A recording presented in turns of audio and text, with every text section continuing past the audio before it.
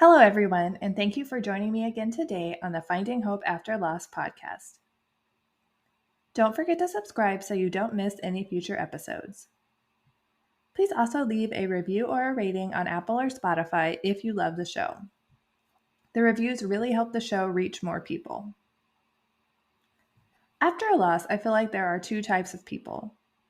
Those that trust the medical professionals and want all the monitoring and all the interventions.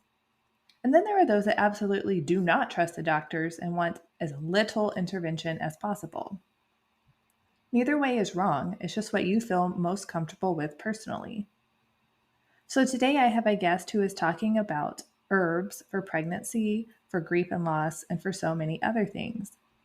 I thought she would be a great addition to the show because herbs are a more natural method of treating and healing. They can be used alone, and they can also be used in conjunction with other traditional medical treatments so that families who fall on both sides of the line, those that trust and those that do not trust medical professionals, can both benefit from their use. Mel is a clinical herbalist and an environmental educator who has started the Herbalist path. Her goal is to help heal the planet one family at a time by educating people about how to safely and effectively use herbs for a variety of different things. She also hosts a podcast with the same name, The Herbalist Path. Hello, everyone. Today I am here with Mel from The Herbalist Path. Can you tell us a little bit about yourself today? Absolutely, Sarah. First, thanks so much for letting me be on your show. It's an honor. And a little bit about myself. I am a mountain living mama. I live in the foothills of Mount Hood in Oregon. I'm a clinical herbalist, environmental educator. I host a podcast myself called The Herbalist Path. And really, I have a deep passion for helping more moms learn how to use plants as medicine in a safe and effective way, from pregnancy all the way through emptying the nest, so that you can have a little more empowerment in taking care of your family and not feel so overwhelmed with all the information that's out on the internet. And all in all, I'm just on this huge mission to inspire a movement where there's an herbalist in every single home again, because deep in the root of my why is I want to save the planet. And that's how I know how to make a little bitty step in order to do that. I think that's a great mission, though. Thanks. Maybe a little big. Both the education part and the saving the planet, they're both great. Yeah. I've been to Oregon just a couple of times. I went to college there for just one semester and then ended up back home, but I was in Portland, and yeah, it's beautiful up there. Mount Hood is beautiful. It's so beautiful. Where's home for you? Texas, but now we're in Georgia. So I used to live in Georgia in the 90s. So yeah, small world, right? Yeah, absolutely. I mean, Georgia is a big place, but yeah, we moved here right before COVID, and yeah, that kind of tanked all our plans, but ready, set, shift. So what is it that got you first interested in herbs? Yeah, it actually started because of my love of nature and desire to heal the planet. My background's in environmental and experiential education, and I was a backpacking guide and wilderness therapist because I would do anything in the world to make sure that I'm outside enjoying nature for work. And I always really loved sharing the wonders of nature with children because it's a blast and it's necessary. But while I was doing that, I found that people were paying me all this money to walk them to incredibly beautiful places. And they had backpacks and camping gear filled with all kinds of toxic, nasty crap. And I knew it wasn't good for their bodies. But I think what chapped my hide the most is that it was also polluting our planet. And meanwhile, those very plants are like right next to our hiking boots, and they can do incredible healing and preventative measures. And that was back in the late 90s, early 2000s. I had no idea I'd become where I am today, but it was my herbalist path that just kept leading me down the journey. And I still continue to learn as much as I possibly can in this subject matter because it's never ending fascination. I'm sure there's always more to learn about it too. Like such a big subject. There's so many plants, I'm sure. Absolutely. It's so much fun. And not only just like so many plants, but so many things to learn about one plant. And this is something that I see that happens often in our society, especially with the wild world of the internet and social media, is a plant will get glorified for the one thing that it can do to help somebody. Yet there's like a list of 15 to 20 different things that you can do with that plant to help heal yourself and your family. And when you start to understand those kinds of things, it's one of the most empowering things ever, because then you can have a really solid natural medicine kit with 10 herbs instead of 300 herbs. It's really fascinating. And even after all these years of being a clinical herbalist, of running my own herbal apothecary, of running an herbal product line, um, I still come back to 10 to 20 herbs. Those are my core.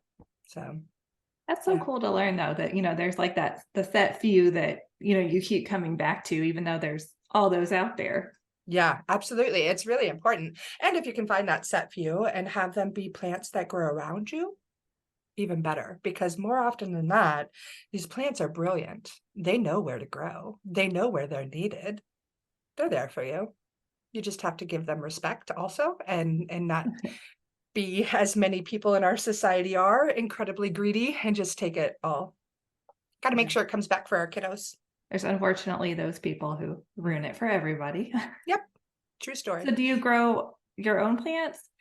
I do grow some, and I certainly started this journey thinking that I would grow and go out and wildcraft all of them. And then I started running an herbal product line, and it sold in naturopathic physicians' offices and midwives and natural grocery stores and even REI. And there is no way in this world that I could keep up with all of it. So I do grow some of my favorites, but for the most part, I really appreciate the work that organic herb farmers do. They are incredibly hardworking people and doing really, really great work for everyone, really, for the planet, for us. So I like to support them as much as possible.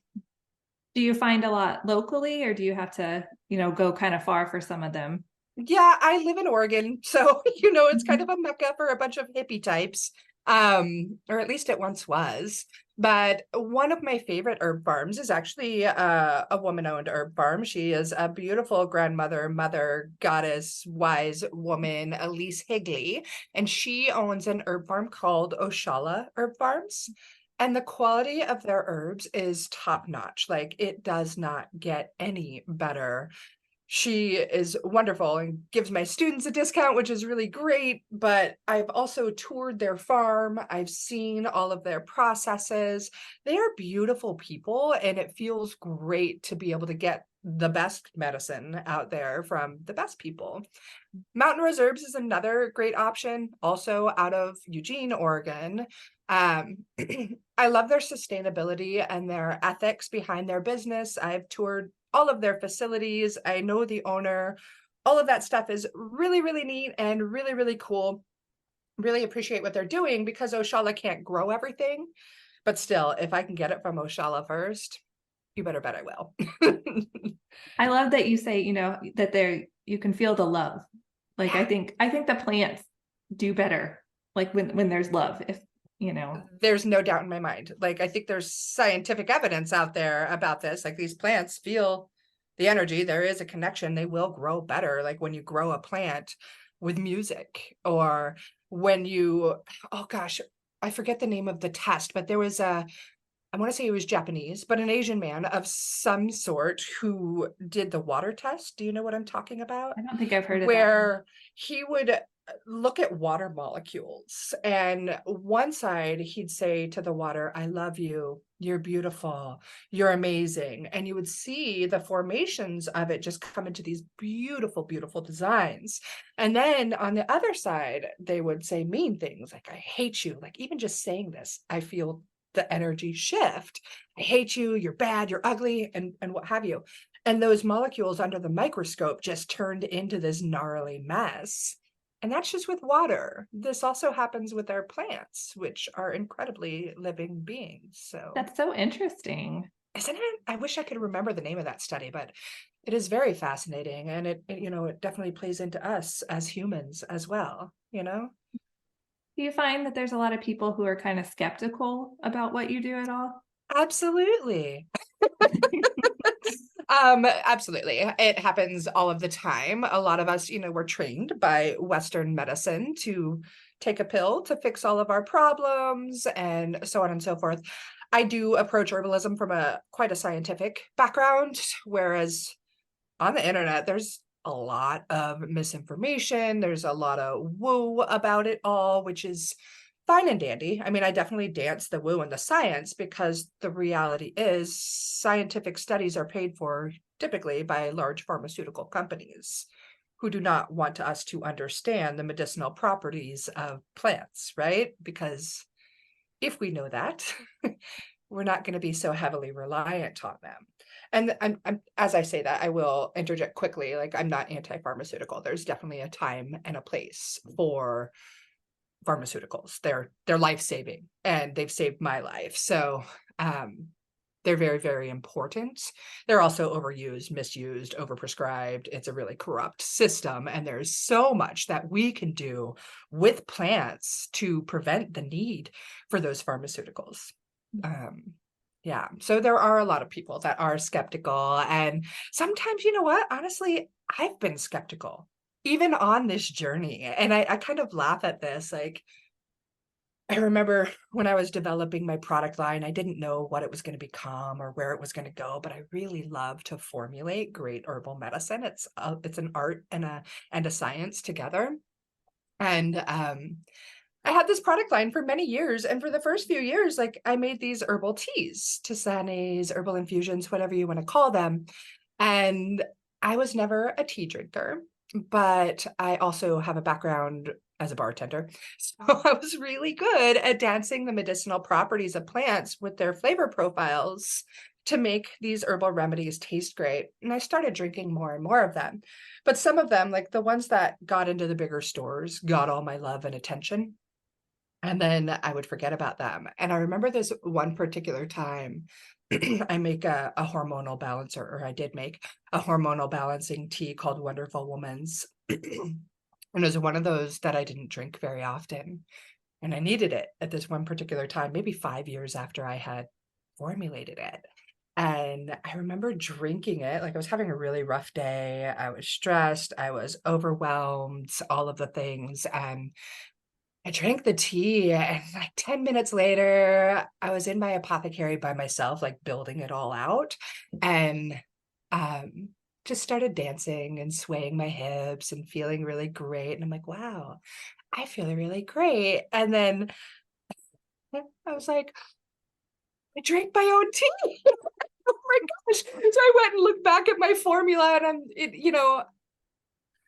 I still continue to get amazed by these herbs. It's easy to forget that they work, even with all of my background and studying them. Like, it's easy to be like, oh no, that's just a bunch of hippy dippy woo woo junk. But yeah, there's science that backs this stuff, and anecdotal evidence, which we do often have to turn to, because again, the science is paid for by big wallets, and sometimes we just have to say, oh wow, there's documentation of this being utilized as medicine for thousands of years, because every one of our ancestors used this as medicine, every single one of ours, for thousands of years. It was just the mid 1800s that the pharmaceutical industry came about, and they were like, wow, this is great.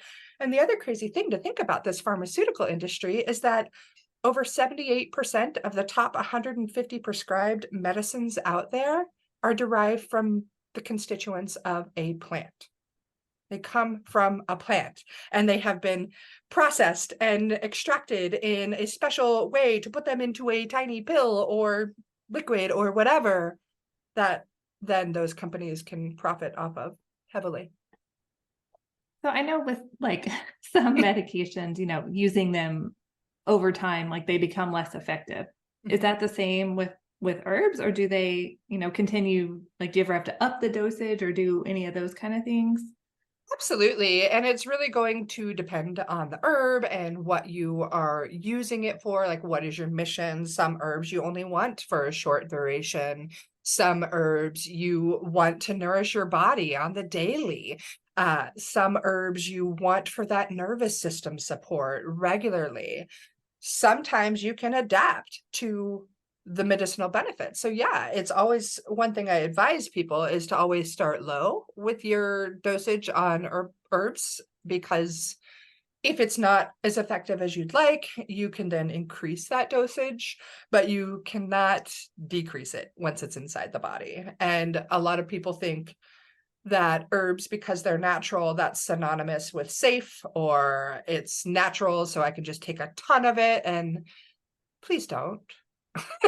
Please don't, unless you know what it is. Like, take a ton of nettles, sure, incredibly nourishing. It's going to take a lot of nettles for you to have an adverse reaction to it, aside from the sting from the formic acid in there. But yeah, um, it's all very situationally dependent.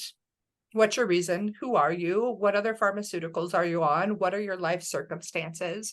And I think that's what is so different about the practice of herbal medicine, is that a really good herbalist, if you go to see them and work with them, your first initial consultation is going to be an hour and a half to 2 hours. Not, hey, you're on the waiting list, wait in the wait room for 30 minutes. Here's your 7-minute appointment. Here's your script, get out. We look at you as a whole. We look at what's going on in your body. What kind of food are you eating? Are you getting regular exercise? Are you drinking enough water? What's your family life like? Is there something stressful, safe, unscary going on there? Are you dealing with grief and loss? Is that really triggering you in some other ways? What's your work life like? Is that contributing to anything regarding your health? Like, the whole big picture before we say, here's the herbs that are going to help you. It's it's a I like that, science. looking at the whole picture, because you're right. Going to a doctor, they're just like, oh, you're sad, here's a pill, or Yeah, what. And sometimes, like you said, there is a place for those, but absolutely. I think we can use both. Yes, yes, yes, absolutely. And that's the beauty, is seeing, like, I see it all the time, more and more allopathic kind of practitioners getting into the world of herbal medicine. I have quite a few nurses in my programs, and it makes me so happy to see, because they already have that ability to care for a human, which is a skill. And they already understand the human body, and they see how corrupt the system is, and they know that there's something better. So it's beautiful to see both of those things dance together. I love it. I know a lot of people, after going through, infertility or pregnancy loss, there's kind of two sides. There's those who feel failed by the medical system. And so they Mhm. don't want any of that traditional. They want like as little intervention as possible. And then there's those on the other hand who are like, I want all the medical intervention because maybe that'll help, next time. So do you think that herbs can help with both sets of people? Absolutely. I think, again, there's a time and a place for both of them. And when you can integrate them, like integrative medicine, you're going to have the best chances of winning. It's just a matter of understanding which herbs are going to do what, where, and why, and where do you really need that support? Because, the grief after that kind of loss is heavy. And how do you deal with that? Are they addressing that with the Western medicine system? Or is it just like, here, let's get you ready for another baby, or trying this again? Let's address your soul, your spirit, your feelings, your heartbreak. That is big. That is really, really big. And the more you give yourself opportunity to heal from that, the more you give yourself opportunity to try again and create a very healthy baby. So, some of the herbs I really love to think about in that grieving process that can be really helpful. One of them is hawthorn, and it is a tree in the rose family, Crataegus species. And the berry, the leaf, and the flower make incredible medicine. They are one of the best medicines out there physically for heart and cardiovascular system issues. But spiritually, they also open up the heart to giving and receiving of love, and to dealing with grief and loss. Another couple that I really love in that department, linden flower and leaf. It's another beautiful tree that the bees love. And it is, gosh, I think of this plant, and every time I say the word of this tree, I just get this beautiful visual of its long branches wrapping its arms around my body in the most loving, caring hug, as if to say, it's okay, Mel. It's okay. Whatever you are going through right now is okay. And sometimes that's just what we need. And maybe that's the woo-woo stuff I'm talking about right there. But this plant does that for me every single time, every single time. And it's done it for many of my clients too. So I know a lot of mamas out there dealing with infertility could use an extra hug. Um, Another one that I really love is just simple rose. Just the rose is really great in there. Also supporting, loving, caring for the heart. Mimosa or albizia is this another beautiful tree. If you've ever seen one, you're like, wow, that tree is incredible. If you have one in your yard, you're like, wow, that tree is messy. We had one growing up, so yes, I can attest yes to both of those. Yeah, albizia is actually known as the happiness tree and does a really good job of kind of lifting the spirits a bit. So even a combination of those herbs could be really, really lovely during that time. And then you're going to need to nourish yourself, right? You're going to need to tend to the womb as well. So of course, I think, a lot of people, if they're on the natural side, you already know about nettles and red raspberry leaf, which are both incredibly nourishing. The red raspberry leaf is going to strengthen and tone the uterus and get you ready to try again. Incredibly, incredibly supportive plant friends. Yeah. That makes me want to go out and hug a tree now. Yes, do it. Especially if it's linden, it'll hug you right back. Now, where do those trees grow typically? Um, Gosh, there's a bunch in Oregon. They're all over in the streets of Portland. I think they are in a lot of places across the US, but I'm not 100% sure right now. Worthy of a Google I search. need to like see if there's some in Georgia somewhere. I bet that there are. I have to think about it because there's like, I bet you there's a lot of streets named Linden Street. It's either Probably. after the president or it's after the tree. So, Oh yeah. um, Yeah. There's definitely a um, lot of peach streets. yeah, I know, I know. Peach Tree, Peach Street, Peach Avenue, Peach Circle. I'm like, all Yes. right. In all of my years living in Georgia, I lived there from 94 to 99. My very best peach came from Tennessee. Just saying. Really? Yep. Good to know. I need to go try some up there. Yeah. It was so juicy and so huge and just amazing. So, what herbs do you typically use for people during pregnancy, like on a general? Because I know Yeah. everyone's kind of individualized. Absolutely. So we're definitely going to look to herbs like nettles and red raspberry leaf again. I also really love to focus on herbs that are going to support the nervous system because it is not an easy job to build a human. And the more we can support the nerves, the better off we are. And in that, I'll look to oats. So oats, Avena sativa, it is the exact same plant that your oatmeal comes from, only the oatmeal is the dried seed of this plant.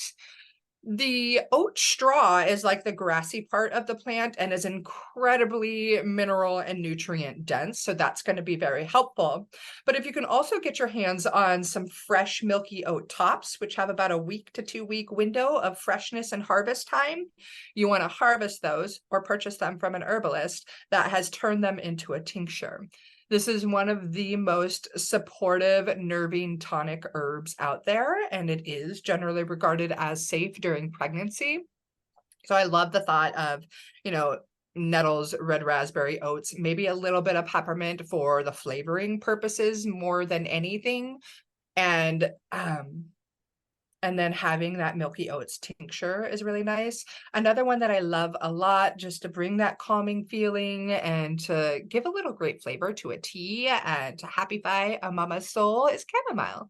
Chamomile is absolutely lovely. And if you're having any kind of tummy upset issues while you're pregnant, the chamomile can be really, really helpful in that department. I think a lot of people hear about chamomile and they're like, oh, that's the baby or the kid's sleep herb. That's the herb that'll put you to sleep. But chamomile is another one of those herbs that has an endless list of medicinal purposes. And they think that just because it is kind of a kid-friendly herb that it is weak. chamomile is powerful and gentle at the same time. Such a great herb. Yeah. It's so interesting to hear, about all of these, like, because I don't know that much. So Right. I just know. like you, or I mean, just like you said, just okay, chamomile, like if you need help relaxing, go drink a cup of tea, or. Or use it for your baby's conjunctivitis, or use it as a digestive aid, or use it for diarrhea, or yeah. Yeah, the list goes on, right? It really, really does. So I noticed you mentioned adding like some things for flavoring. So can some of the herbs not taste so great? Yeah. I mean, obviously during pregnancy, our taste buds are really, really picky. So I am a firm believer that we need to make our medicine taste great. And that's one of the things I teach moms how to do, is how to make it not only work well, but to taste good. Because I mean, how many times have you had a natural remedy where you're like, this is repulsive? And then you don't want to use it, especially with picky kids and things like that, right? And if those herbs are just sitting on your shelf collecting dust, they don't work. Like, big secret. They don't, Surprise! yeah, ta-da, that doesn't work. So it's really important that we do make things taste great. But then we look at pregnancy and what a sensitive time of our lives that is, and how many things are contraindicated during pregnancy. And that's a big deal to navigate.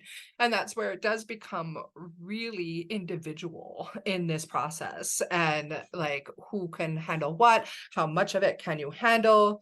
Peppermint in small doses is generally regarded as safe. It's not something that you want to always look at for medicinal purposes, which, by the way, peppermint is also very powerful medicine for many reasons, beyond just being yummy. That's an extra highlight. But I like to use it a lot. Same thing with ginger, fennel seed. Fennel seed would be a nice one to make things nice and tasty. I know when I ran my product line, I made a digestive tea, and it was really fantastic for helping people with all kinds of digestive issues, including healing and repairing the damaged gut wall for leaky gut. But fennel was in there. And oftentimes, if I were at a market, like sampling my teas, or if I went to an event or something, people would always say, "Oh, I hate fennel." Okay, that's fine. I understand. You don't have to like fennel. It doesn't hurt me. I'm not fennel. um, but then they would taste the tea and they're like, oh my gosh, this is absolutely delicious. And that is where the art of formulation comes into play, to be able to get those medicinal herbs into your body in a way that tastes great. I Yeah. love that too. They probably never would have even guessed that it was in there. Yeah, exactly. Like, I love fennel because it can be a great harmonizer of a blend. Also, another herb with tons of medicinal value to it, but it's subtly sweet in a tea if you don't overbear the tea with the fennel. And listening to you talk about all of this, it's apparent how much science really is involved in all of this. And I think a lot of people don't realize that. I mean, I think people think you just go like pick a plant outside and then grind it up, or do something with it, and it's so much more than that. You hit the nail on the head right there. It is so much more than that. And that's my hope, like, in what I do and what information I share out on the internet. And before we hit recording, we touched on this briefly, where I share a lot on the internet. I love to talk about herbs on my podcast. I do a lot of like reels and things like that. And people will get so mad at me because I'm like, oh, do you want to learn with me? Oh, it costs money. How dare you charge for that? I'm like, what do you mean? Like, I give and give and give. And yes, I give more to those that help me support my family. Like, Crazy, isn't it? yeah. And they'll be like, well, you can just go out and do this. And I'm like, but really, that's not wise. It's not. There's a lot that you can do. Like, I'm not saying to your audience, like, come learn with me. Like, there's a lot you can do for free. There for sure is. And there's a reason that herb schools and herb teachers and herbalists get paid for their work. It's so much deeper than internet herbalism. Well, and plus, I think if you're just looking for stuff on the internet, you run the risk of getting something that's not great quality or wrong information, or something So like that, which I much, think can be dangerous. so much poor information on the internet. It drives me bonkers, Sarah. How do Yeah. you know then if, you're buying from a reputable place? Like, are there Well, certain things you should look for? absolutely. I mean, more often than not, you want that organic certification. Um, I will say though, with my product line, when I was running it, I closed my product line down a year ago so I could spend more time as a mom and focus on teaching and be with my child. Um, but I had it for 13 years, and everything I used, most of my herbs came from that Oshala herb farm. They're certified organic. My products weren't. While I made it to big stores, I never made it to big money, and I wasn't able to pay for that certification. So, really investigating somebody's why behind their product business is big. More often than not, on Amazon, what you're going to get is absolutely crap. Though I also sold on Amazon, and I did not have crap for products. I still have people reaching out to me every week saying, please get me what you made. And it hurts my heart. And also, I'm like, I'm enjoying life again. Um, so I'm there's sure it was that piece. stressful trying to run that. It was. I never got into it because I wanted to have a business. I just wanted to save the world with herbs. And I didn't know what I know now, obviously, and I learned an immense amount, and I love teaching. Let's just say that. I do love making great products, but I lost the love at that scale and that level. And anyways, what was your question? I go rambly. I'm so sorry. Sarah. I get That's excited okay. about herbs and I'm Just like, herbs, you're letting me talk about how about you them. can be sure you're buying like a Oh, yes. quality product. Yeah, so do look for that organic certification. The thing with Amazon is what I was talking about is that when a maker sells on Amazon, they make their product, they have a date, they have a lot label, they send it to Amazon. You don't know how long that's been sitting on a shelf, right? You don't know how long it's been sitting in that warehouse, and herbs do lose their efficacy and their flavor after about 2 years, depending on the herb. Some are even earlier than that. Also, there's a lot of adulterated products on the market. So, reach out and ask somebody who knows. Myself, I did share Mountain Rose Herbs. I did share Oshala Herb Farm. Look for your local herb farmer. I'm in Oregon, you're in Georgia. Find somebody in Georgia that grows these herbs. I do have some connections very close in the Southeast that would be really wonderful to I'm trying to think of them as I'm speaking about them. Really wonderful to connect with. And I can't think of them off the top of my head right now. But the more you can support local, the better off you are. Go to your farmers markets, speak with them, connect with them. Can you tour their farm? Because it's a great thing to do with your kids. It It's a sounds great thing to, fun. it's a great thing to do without your kids. It's really a lot of fun. I love going to tour herb farms and getting to know the farmers, and I've been really blessed to tour a lot of herb farms and know a lot of really, really wonderful herbal product companies in my time. So Are most of them pretty open to tours? yeah, they love sharing what they're doing. They're doing great work for people and the planet. So yeah, some of them, some of them, like Oshala does herb tours, like it's on their calendar. Here's the day that you can come and check out our farm and check out our processes, and they hold camps there. And I toured Oregon's Wild Harvest before they moved to their bigger property. It's now a small family food farm. Um, I toured Herb Farm's place when I was early in my herbal studies, which was really fascinating to see their processes on such a large scale. It's one of our larger herbal suppliers out there.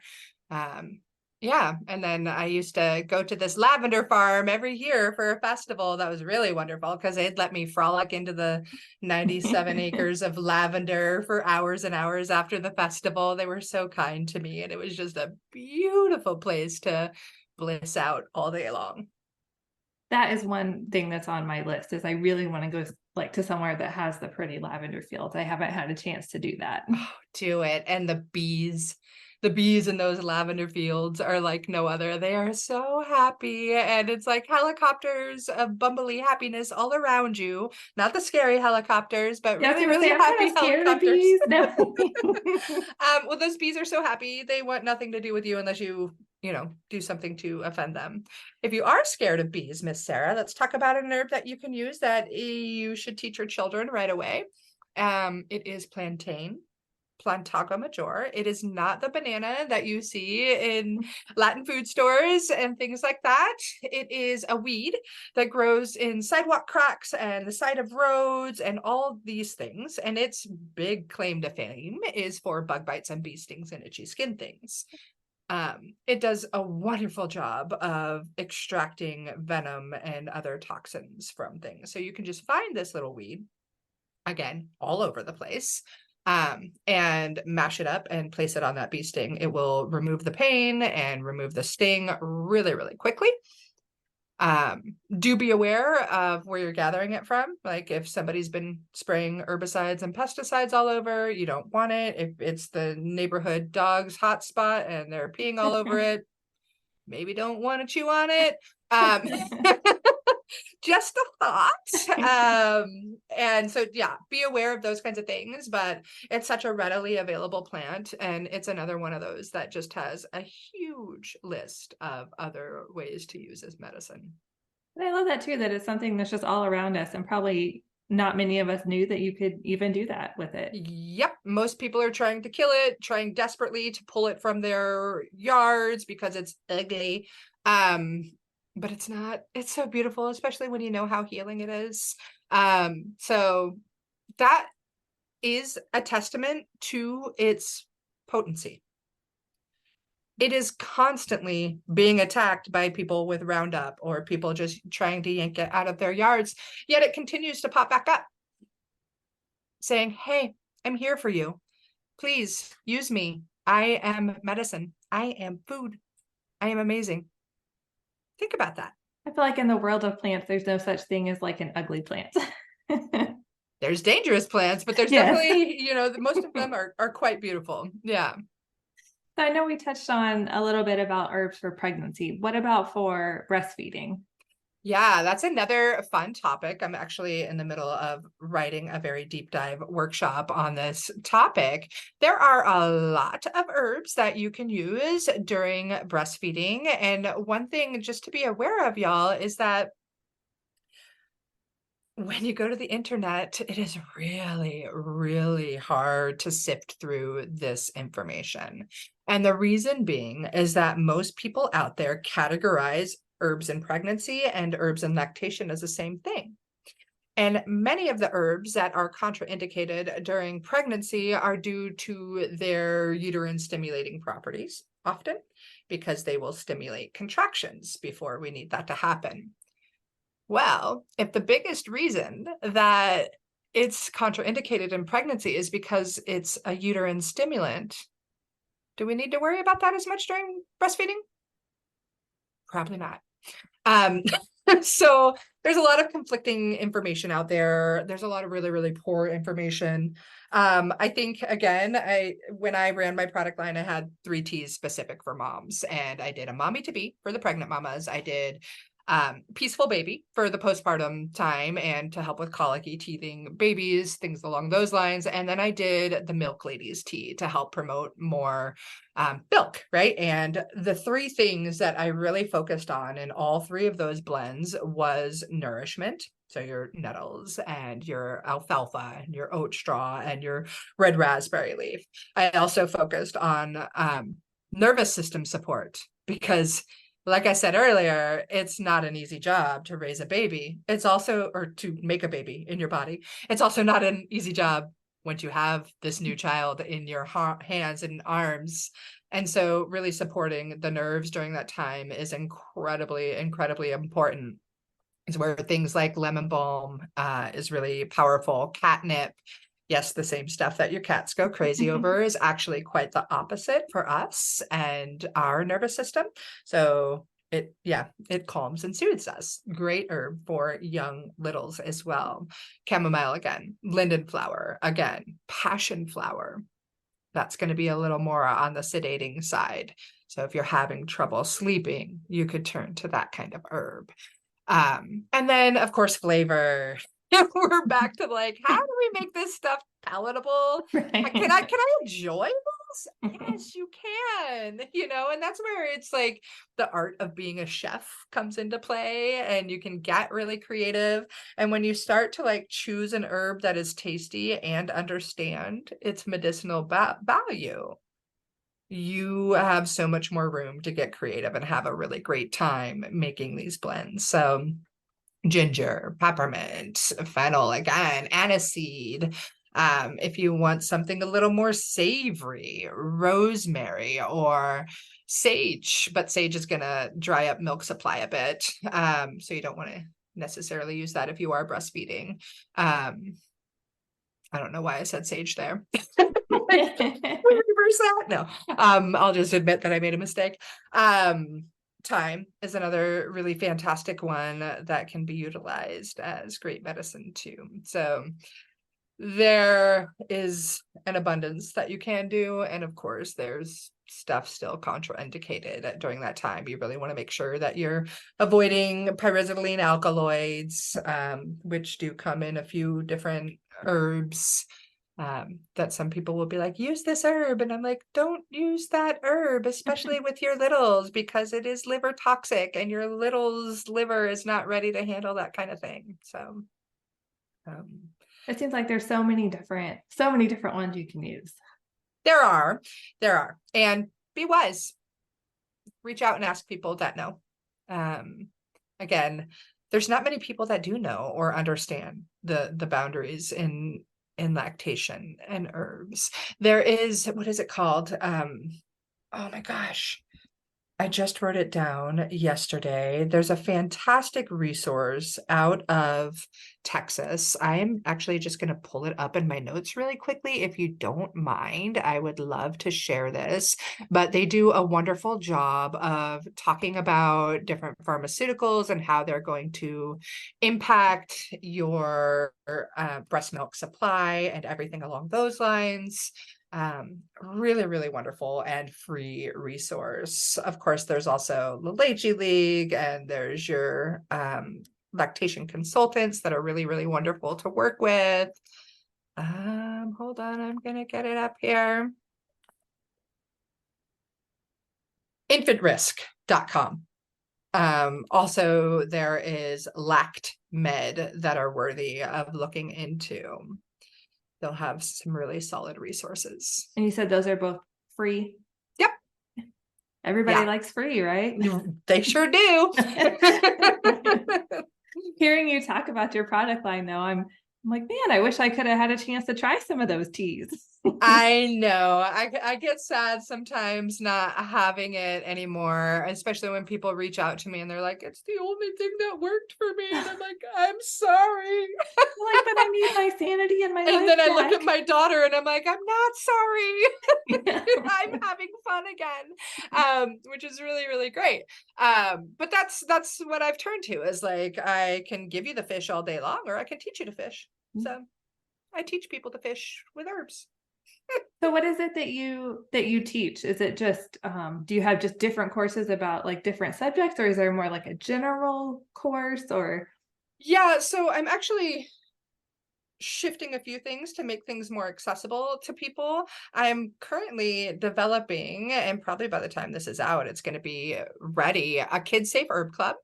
And this is an option where each month we do a deep dive on one herb, so that you can go beyond that like one claim to fame, and you can learn many ways to use it. And I offer like how to identify it, how to grow it, how to harvest it, how different ways you can make medicine with it, and of course the different ways you can apply it as medicine within your family. We talk about contraindications and dosage recommendations, as well as activities and fun things that you can do with your kids. So that is the Kids Safe Herb Club. that sounds That super is, fun. yeah, I'm really excited about it. It's very new, and it's kind of like an intro into my world, because I know so many people are like, what do you mean I pay for your information? I have done this for a very long time, and I give really good information, and I work hard at what I do, and I love it, and it's so much fun. Beyond that, I do have a Medicine Making Mama program, and that is a course where I teach you the step-by-step processes of how to make medicinal herbal oils, tinctures, glycerites, oxymels, vinegars, all the things. I talk both folk remedies and more scientific remedies.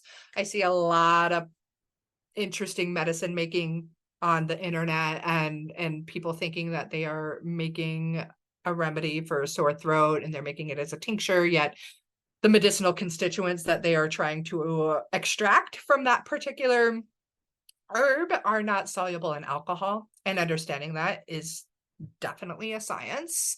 So I teach that. And in there I also dance like, here's how you can make it yummy.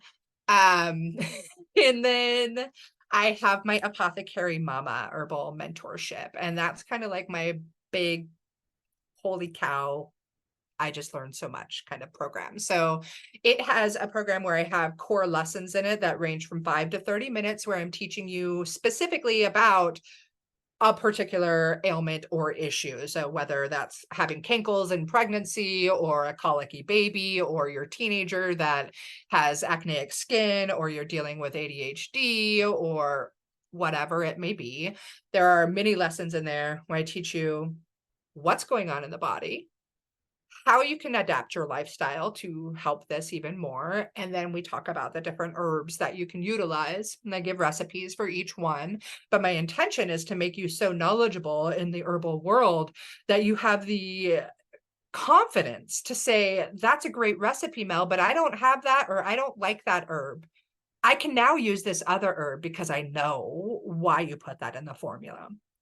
So that's really cool. I also do bi-weekly live Q&As in there. So if you've got an issue, you can be like, hey, Mel, what do I do? We also have an amazing community of other moms and grands learning together in there. And we do deep dive live herbal workshops every other week as well. So I'm live in there every Wednesday, and teaching about herbalism like a crazy train. That sounds amazing, though. You can tell you love doing it, that you have a I passion do. for it. I And love it so much. that's great, though. You have to find that thing that, that gives you that passion. Yeah. It's, I really do love it. And there's a lot of hard stuff on the back end as far as like building it out and the technology and all the time and effort that goes into it. And it's still so worth it. When I see the breakthroughs that some of these moms and these grandmas are having, it makes my heart literally jump and beam full of joy. It's so beautiful to see. I So love that. beautiful. It's so I do nice when you too. feel like you have that power to, make those decisions and to make those healthier, more natural choices for your family. Yeah, and it's really fun to watch these moms just be like, wow, and go from skeptical, because we all start skeptical, right? We all do. I'm right there with you if you are in that position. But to watch them go from like, no way. Like that could not happen. Oh my gosh, I just did this. Or now my kid is teaching all of their friends about this. Oh my gosh, this is so amazing. And for me as a teacher, like it's the most gratifying thing ever. Yeah. So I know you mentioned that you have a few herbs like you tend to go back to. Do you have like a favorite herb?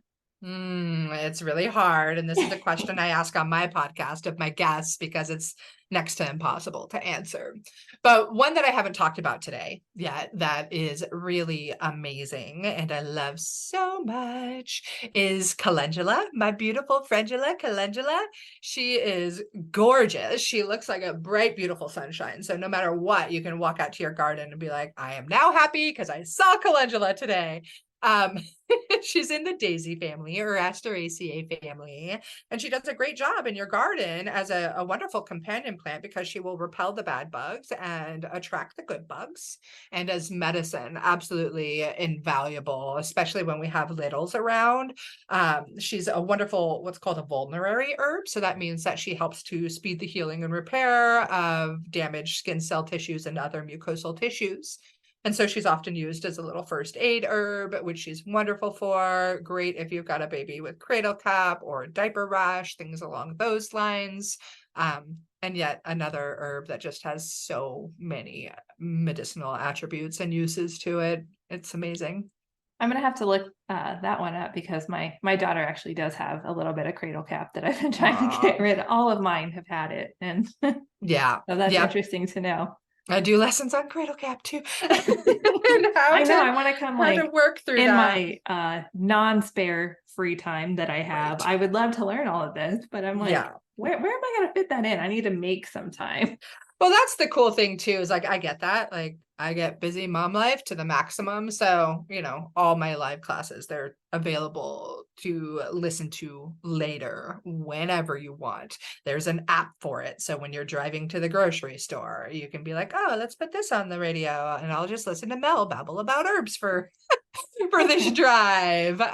So I do try to make it very accessible, like starting with giving you the foundational safety knowledge that is really important. And then it's more like once you get through that, it's like this grab bag, almost like an encyclopedia of herbal lessons where you can be like, I'm dealing with cradle cap right now. Oh, great. Mel's got a lesson, or Mel covered this in a Q&A, because I am continuously adding to the core lessons inside of Apothecary Mama. That's why I have the Q&As, so that you can come in there and be like, how? Or the community is really great too, because some of those mamas, I've now been running this particular program for a year, and some of the mamas have been there the whole time. And so they know where the lessons are. They've really learned how to be strategic with their herbal knowledge, and they help each other. And it's beautiful. You built like a whole community. I love that. That's what I'm working on. It feels really, really great. Yeah. So if people wanted to find more information about you, where would they go for that? You can head to the herbalistspath.com. So that's herbalist, HERBALISTS path. And then you can find me on all the social media channels at the Herbalist Path as well. And yeah, that's the easiest. And is that the name of your podcast as well? It is the name of my podcast. It's the name of all the things. Easier to just have one name. Yeah, I got lucky there somehow. And it really speaks to like how I got started and how my path and journey has happened, because it literally started as I was walking down a hiking path. So yeah, it's fun. Well, I want to thank you so much for coming on today and sharing all of your wonderful knowledge with us. Thank you so much for having me, Sarah. I really appreciate you letting me babble about herbs to you and your audience. No, I definitely learned a lot. Good. I'm glad. I'm glad it's not just it's babble with a purpose. Yes. Thank you so much. Thank you. Thank you so much, Mel, for sharing all this amazing information with us. I honestly learned so much just from this one conversation, and I can't wait to go out and learn more. I also really want to go out and hug a tree now. I hope that you found this information helpful to you in your trying to conceive journey, your pregnancy journey, or your grief and loss journey.